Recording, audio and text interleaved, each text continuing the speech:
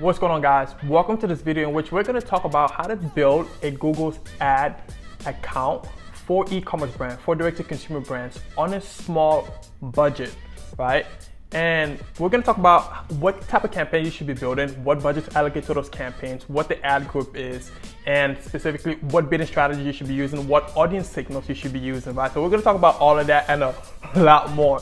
And the reason why I really wanted to create this video is because in direct-to-consumer or in advertising in general, a lot of budget is wasted on campaigns that doesn't necessarily generate revenue for your brand, for your company, right? In other words, those dollars are wasted on non-effective campaigns, right? And so that's why I wanted to create this video, show you what campaign you should be building that generates revenue, new customers for your direct-to-consumer brand, for your e-commerce brand. All right, so without further ado, what I will do is jump into a Google's ad account, right? I'll show you one of the brands that we've already built out the campaigns for, right? So I will reverse engineer it. I'll show you what the campaigns are, how to set up those specific campaigns, what type of ad groups and audience signals, as I mentioned, that you should be going after, and the different campaigns and the different budget that you should be allocating towards those campaigns, right? With that said, without further ado, let's jump into it, right? So this is looking at my screen right now. As you can see, this is a built out ad account already, from Google Ads. And so one thing I'll do is I will hide, obviously like the campaign ID and some other things too, just to kind of keep the privacy a little bit secret in a sense, So as you can see right now, so we have four different campaigns built out on this specific account, right? So we're looking at month to date, so from March 1st to March 16th. And so far what we spent is $2,300 on this specific account, right? And when we look at the return on ad spend for that, it's 395.19% ROAS with this spend. Now that's relatively good depending on your brand, on your business, on the product that you sell, your market categories and things of that essence, right? So for this brand, this is very good. They're quite pleased with the results, right? And so again, what I will do is I'm gonna break down the specific campaigns, how we built them out, and essentially how to make them to be as efficient as possible. Okay, so first things first, as I mentioned, this is the ROAS for the specific account, 295% ROAS. And this is the revenue generated, $9,427. And then this is how much you spent, $2,285 on that, right? So overall conversion is 121%, right? So overall conversion is 121% this month, right? So which is, again, this is very good. And so let's start out with what you should be building out first, right? So within Google, there's multiple campaigns that you should be building out. There's a branded campaign, which is campaigns generated to bid keywords for your brand, right? Say for example, because I own my own clothing company as well, so it's Slooper. So I would build out a campaign for branded for Slooper, right? Anybody typing in Slooper within the search engine, that's gonna make my ad appear, right, for that specific campaign. So it's gonna be like Slooper, for example, shop Slooper, Slooper apparel, or Slooper tops, Slooper bottoms, Slooper accessories, anything related to my brand. I'm gonna build out keywords for that specific campaign. And so specifically, it's called a branded campaign because it's meant for your brand. So we'll look at what that looks like. Right, so me jumping into here for the specific brand, as we can see over here. So we've built out specific keywords that is only associated with the brand, right? So I'll turn on all keywords that's enabled, right? So as we can see, Purist water bottles, because this is a water bottle company, Purist water bottle, Purist collective. So everything associated with that company, any keyword associated with that company is going to be built out over here, right? And we can see what the conversion value for really the top converting keyword is, which is Purist water bottle, right? We can see we've got 20 conversions from that specific keyword, and then we also have Purist water bottles, right? And then we also have Purist collective, right? So those are all keywords that people will be searching on Google just to identify, just to find a brand, right? Now the only way that anybody is going to be searching for your brand is if you're doing some form of top of funnel awareness, right? So you're running any paid social ads on Facebook or Instagram or TikTok or Snapchat, right? Or maybe you have press release, some way or some form that you're building or you're pushing awareness about your company, about your brand. So that's the only way that people are going to go on Google and search for you, because without anybody knowing you, nobody is going to be searching for your name, right? So it's very important that, I mentioned this piece, right? You need to have some type of funnel channels, such as like Facebook and Instagram, so that people will be going on Google and searching for you. Because the likelihood is that when you're running those ads, people will see those ads. They may not click on it, or they may save it, right? But then later they will go on Google and type in, oh, I saw this brand over here, so I'm gonna go on Google and type up the specific brand just to kind of see what shows up. So that's what this is, and this is one of the first campaigns that you wanna build, right? And I would typically put $15 or $20, depending on how big your brand is. Put $15 to $20 on that specific campaign. So let's look at how much we split on this specific campaign. So we have $32 because, as we're pushing more type of funnel awareness with paid social, there's more and more people searching up for their brand, and so we want to make sure that we stay competitive, because eventually competitors of this company will also start bidding for their keywords just to try to steal their traffic. So it's very important that we play defense and are very protective of that. Okay. All right. So the next type of campaign that we also want to build, actually this is probably the most important one, is a Performance Max campaign. And this is specific to e-commerce brand, right? So essentially Performance Max campaign replace what used to be called a shopping campaign or a standard shopping campaign, right? Which will feature, when you put out those campaigns, those will feature or display your ads specifically within the shopping network on Google. When people are searching up products related to yours, your product image, right, is gonna appear on the search or on Google, right? So that's what the standard shopping campaign was like. Over the years, Google has upgraded that to now what is called a Performance Max. Now, Performance Max will display your ad across all of Google's inventory, which is, well, I'll show you some examples, which is YouTube, which is Gmail, which is Display, which is Discovery, and Search as well, right? It was gonna display your ads across all those platforms, right? And it's very effective depending on the brand or depending on how you've built it out. And I'm gonna show you specifically how we built it out and the success that we've been seeing with it, right? So this is a Performance Max campaign over here. And so we just name it PMX, all products, right? Because again, this is on a small budget. And so typically with the Performance Max, what you could do is you could have multiple Performance Max campaigns, just kind of targeting different products category that you may have, right? Just again, depending on how big your brand is, right? But for this specific example, because we're managing this on a small budget, we just want to have one Performance Max campaign targeting all products, right? And I'll run you through that in just a moment. But if we just look at the stats for this campaign, month to date, we spent $1,000. This is our most expensive campaign.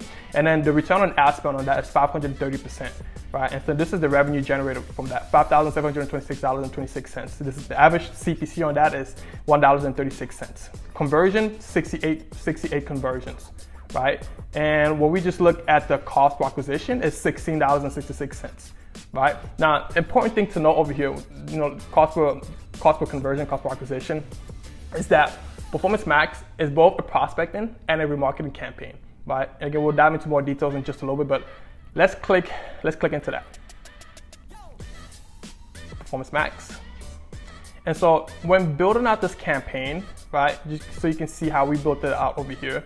So you have this option over here to where you can set it to, if you want to build a Performance Max campaign that is just focused on new customers, you can do that, right? And the way to do that is you have to provide Google with your current customers, right? So Google can differentiate when to essentially not go after those customers anymore, right? So you will need to update or upload some form of customer list via Google. That way, again, it can differentiate which one of your customers and which one aren't, right? And this is essentially how you would do that. So if you wanted to optimize for new customers only, so this specific option says optimize campaign for acquiring new customers only, right? And it's over here, you pick only bid for new customers, right? Again, typically, if I had a bigger budget, I will have two campaigns, one just on acquisition, and the other one is going to be both acquisition and remarketing, right? But for this specific example, I just want new customers and returning customers for this specific campaign. And then obviously you want to make sure that you connect your Google Merchant Center to the account, because that's where Google pulls all of your products essentially to display, right? So you want to make sure that you have that all connected over here, and then you just make sure that you have this is if you have like a separate feed or whatnot. But So in terms of location, if you have a physical store, you can connect that over here as well, right? But for this specific example, we don't, right? And so the budget that I've set for this campaign is $70 a day. Now this is an adequate enough budget. I feel like with Performance Max, just from what I've seen, the minimum that you really want to spend on Performance Max is $50. Anything less than that, then it takes too long to generate results, right? And the reason being is because, again, it's displaying your ads across all those different inventory. Like I said, YouTube, Google, YouTube, Gmail, display discovery, right? So it requires budget just to be able to push all your ads across all those different inventory, right? So and then $70 is really, like I said, $50 is the bare minimum, but like we're at $70 right now, but we started at $50, right? Now, typically in terms of the bidding strategy, this is very important, so pay really close attention to this. The bidding strategy is very important when setting up Performance Max, because there's not a lot of levers that you have to pull within Performance Max, and I'll talk more about that in just a moment. Now, the bidding strategies, obviously you have multiple bid strategies over here, right? So max conversion value is 200. So max conversion value is typically where we will start. Max conversion value, meaning this campaign is set to maximize revenue or conversion value, right? You also have max conversion, right? And typically I will use that if this is more like a lead gen campaign, but this is not. So I want to focus on the value itself. So we want to maximize the conversion value, right? And then eventually, when you start out with that bidding strategy and then you start to get some data, you have like 15 conversion in a week, or I think it's 30 days. Then you look at what your actual target ROAS is for that campaign, and then you can bid a 15 or 20% above your actual ROAS, above your target ROAS, right? But for this specific campaign, the target ROAS is at 200%, even though we're way above that, so it's at 200% right now. Now, obviously, you have other bidding strategies over here, so you could do conversions, what I said earlier before, or maximum conversion. There's other options that you're given too. We're just not seeing that right now, so we'll keep this at 200. We'll just cancel that. And then obviously you just want to make sure that you're targeting this within the right country, right? So if you're a company in the US, you want to make sure that you're targeting the US, that you are able to target like the whole United States, right? And then English specifically is what you want to select, because I know some people will have selected all languages.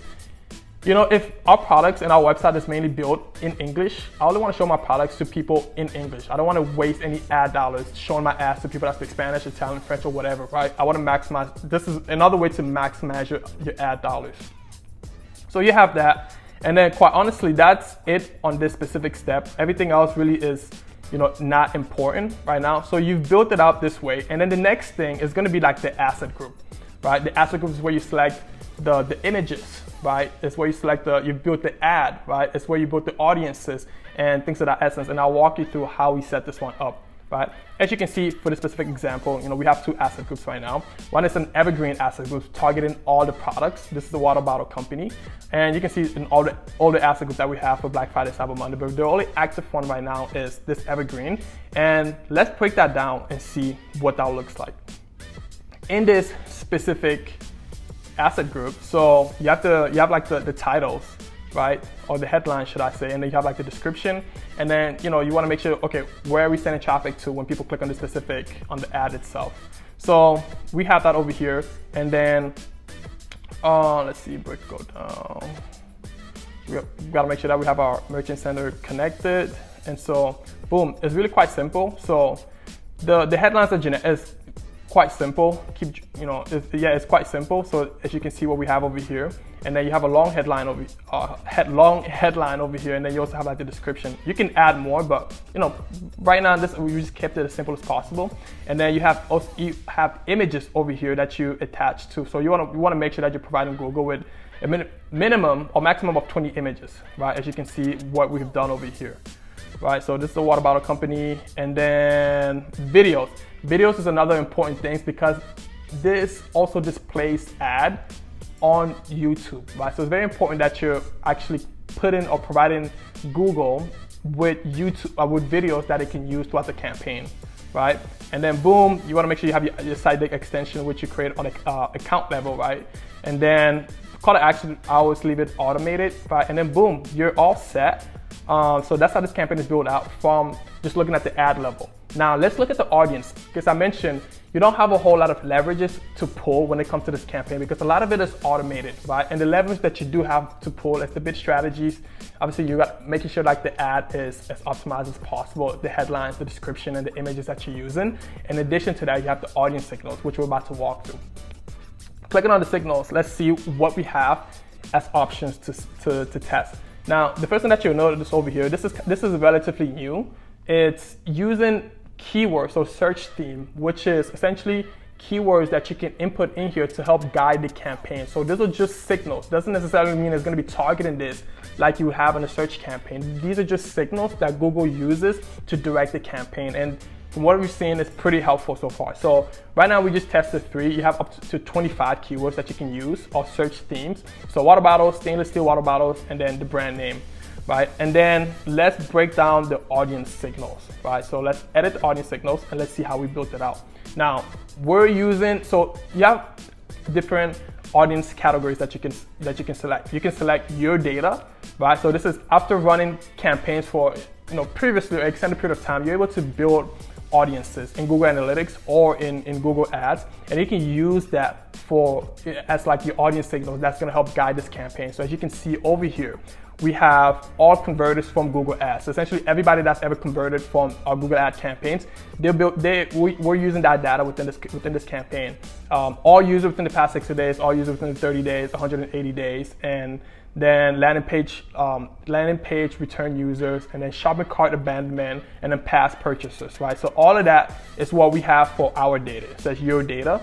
And then over here, it has interest in details demographics, right? So essentially, with Google, you can use affinity audiences, you can use in-markets, and then in-markets audiences amongst others, such as like live events and other things we might, we'll probably get to in just a moment. But specifically for the interest in details demographic, we have fitness-related audience, so people interested in fitness, right, or in the market for fitness-related products, right? And it makes sense because it's aligned with our demographic, because the water bottles are quite nice and neat. People that go to the gym typically have water bottles that they carry with them, so that's why we want to target them, right? And then obviously we have water bottles. People that in the market searching for water bottles, they're gonna get served our ads, right? And then you see a host of other audiences that we're targeting: water coolers, spring waters, bottled drink water, purified drinking water, right? So these are all the in-market segments that we're targeting, right?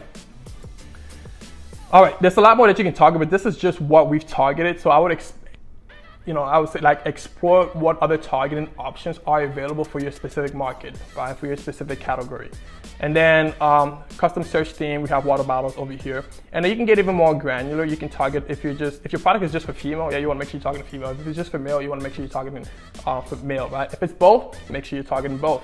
And then within the specific age group, right? After looking at our analytics, we see that 80+% of our purchases is coming from between the age of 25 and 65, because these are not cheap water bottles. This is not $5, $10, $20 water bottle. No, this is like 50 plus the cost of the water bottles, right? And so we want to make sure that we're talking to people that are able to afford it, right? And typically younger demographic, at least historically speaking, they're probably not in a position to spend that much money on water bottles that cost that much, right? And then you can even get more granular and target parent specific, not non-parents. And then you can even target based upon like household income. So right now we have top 10% and top 10% and 30% is what we have set for targeting on this specific Performance Max campaign. And quite honestly, that is it.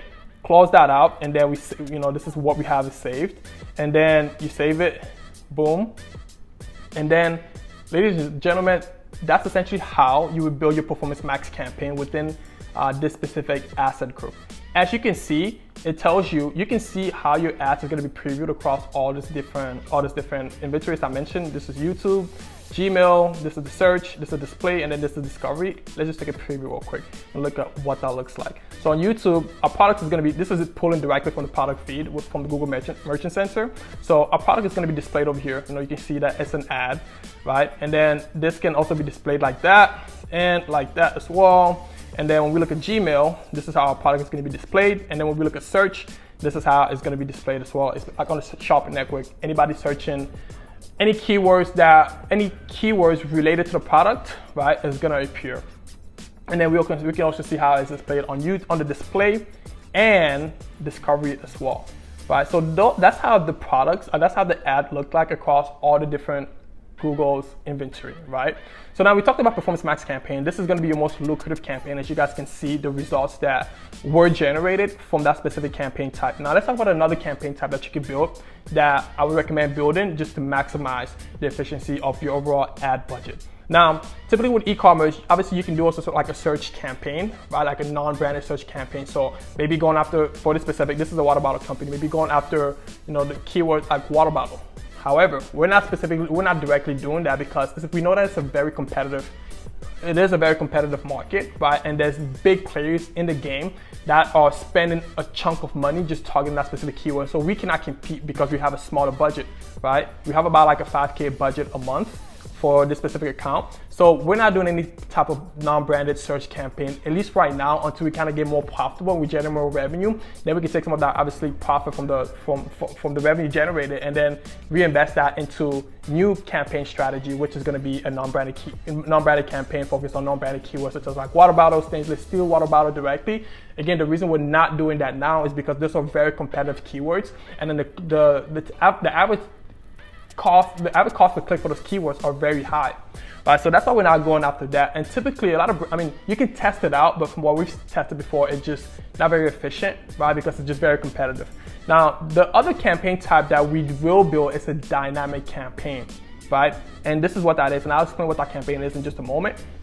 And as you can see, how much we spent on this campaign is $239 month to date.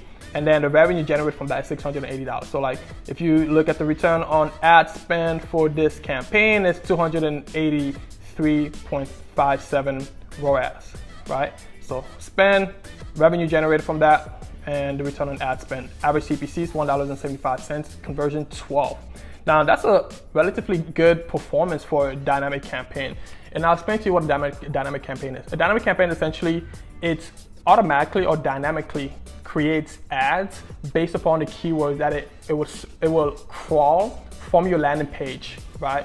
And so when you set up this campaign, you essentially tell Google the specific landing pages or the specific pages on your website that you want Google to crawl to identify, and it will go through there, crawl the landing pages, identify keywords that we could potentially bid after, and then it will automatically create ads and then bid for those keywords dynamically, right?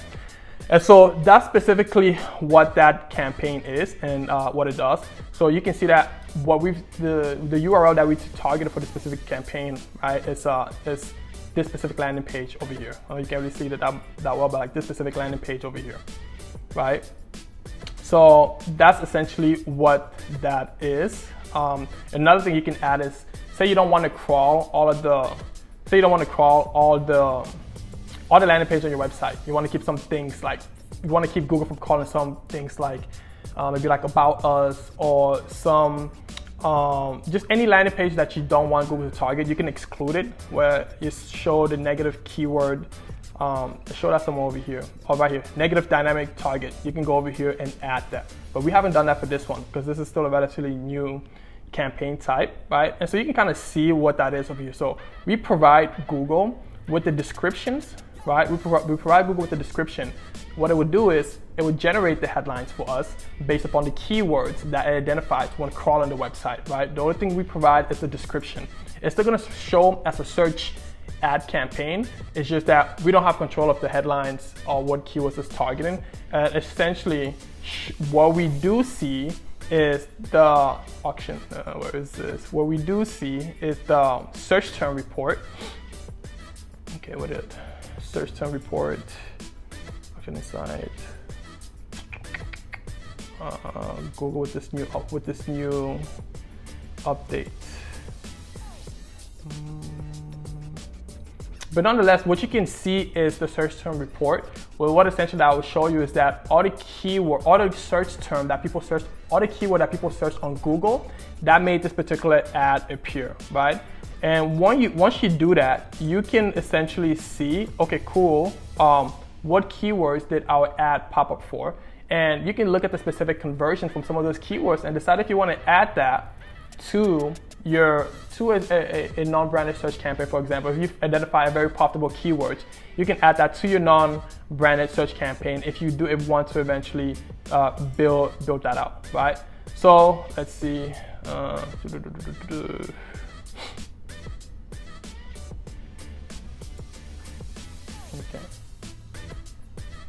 Okay, cool. Here it is. Here's what I'm looking for essentially. So I was looking for the search term report. This is what that is over here, right? So let's look at. So it has over 50. So we'll do this. So you can see it all. You can see all the keyword, the search term that people searched, right? And that essentially Google dynamically created ads based upon that dynamic campaign that we built. And then these are all the keywords. These are all the search terms essentially that people search, and then that made our ad appear. Right, you can see that over here, and then you can identify, okay, cool, it looks like we got 8 conversions from some of these keywords. Why don't we build a new campaign from that specific keyword? But as you can see, this is mainly our brand keyword. So this is a branded keyword, right? This is related to the company. All right, now let me show you some additional insights. Let's go back here. So I already showed you three campaigns, a branded campaign, a dynamic campaign. In addition to that, I showed you the Performance Max campaign, right? Now we have another campaign. This is a campaign, we'll show you what that is, a non-branded campaign for, we do have a non-branded campaign, glass interior water bottle. So we do have a non-branded campaign, so you can just see it's not as profitable, right? It's not as profitable. As I mentioned before, we don't spend much or at all any budget on a non-branded campaign because it's not really profitable. But when looking at this, so look at Purist Mover, Purist Mug, right? So this is still associated with the company's keywords. So this is not a complete non-branded campaigns, right? However, we do have some like glass interior water bottles, right? This would be considered a non-branded campaign, right? And then we have water bottle glass line, right? And then we also have mold resistance water bottle. So these are non-branded campaign that it's not really successful for us, right? Now, a lot of these keywords that we are actually targeting are associated with a specific product, right? As you can see, we're not targeting water bottles, for example. No, because like as I mentioned, that is just too broad, and then we just don't have the capital to advertise for that specific keyword. But we do have non-branded keywords, so keywords that are associated with the products that we sell. Like for example, the water bottles that we do sell are glass line bottles, right? Or water bottle glass line is essentially the same thing, but it's particular to the product, right? So for example, if anybody would be searching, the keywords on the SERP, then these specific ads, the ads that we have built in here will appear, right? As I said, if you have a small budget, I don't necessarily